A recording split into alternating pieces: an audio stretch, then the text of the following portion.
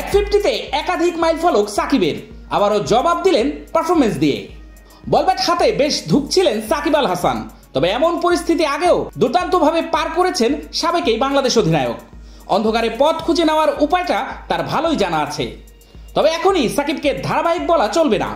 অন্তত আলোর রেখা খুঁজে পাওয়ার ম্যাচে তিনি স্বস্তির এক 50 পেয়েছেন। টি-20 বিশ্বকাপে সুপার 8-এর দৌড়ে টিকে থাকার যাত্রায় টাইগারদের লড়াইয়ের পুঁজি এনে দিয়েছেন সাকিব আল হাসান। ডাচদের বিপক্ষে ওয়েস্ট ইন্ডিজের সেন্ট ভিনসেন্টে আগে ব্যাট করে বাংলাদেশ 159 রান সংগ্রহ করেছে, যেখানে টাইগারদের হয়ে সর্বোচ্চ 46 বলে 64 রান করেছেন সাকিব আল হাসান।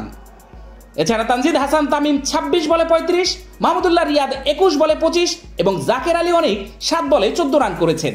10 বছর পর ম্যাচ গড়ানো সেন্ট ভিনসেন্টের আর্নস ভ্যালের পিচে বেশ সংগ্রাম করতে হয়েছে টাইগার ব্যাটারদের। সেখানে তুলনামূলক সাবলীল স্মুথ শেভিং এর জন্য শুধুমাত্র কুল, নাথিং এলস ছিলেন সাকিব। সাকিবের এমন ইনিংস দলের জন্য যেমন স্বস্তির, তেমনি নিজেকে খুঁজে পাওয়ারও। এর আগে আন্তর্জাতিক টি-20-তে সর্বশেষ 50 পেয়েছিলেন 2022 বিশ্বকাপের আগে ক্রাইস্টচার্চে। সেখানে ত্রিদেশীয় সিরিজে পাকিস্তানের বিপক্ষে 68 রানের ইনিংস খেলেছিলেন সাকিব।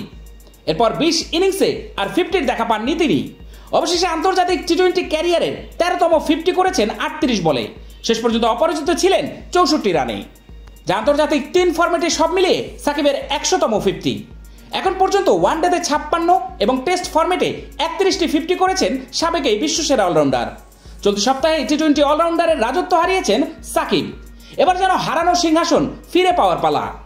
এছাড়া ডাচদের বিপক্ষে ম্যাচটিতে আরও একটি মাইলফলক ছুঁয়েছেন সাকিব। প্রথম কোনো বাংলাদেশি ক্রিকেটার হিসেবে তিনি আন্তর্জাতিক টি-20-তে 2500 রানের মাইলফলক পূরণ করেছেন। তার পরের অবস্থানে মাহমুদুল্লাহ রিয়াদ টি-20-তে করেছেন 2348 রান। 125 ম্যাচের 122 ইনিংসে সাকিব ব্যাট করেছেন 120-এর বেশি স্ট্রাইক রেটে। মাহমুদুল্লাহর ক্ষেত্রে সংখ্যাটা 118 এর ঘরে।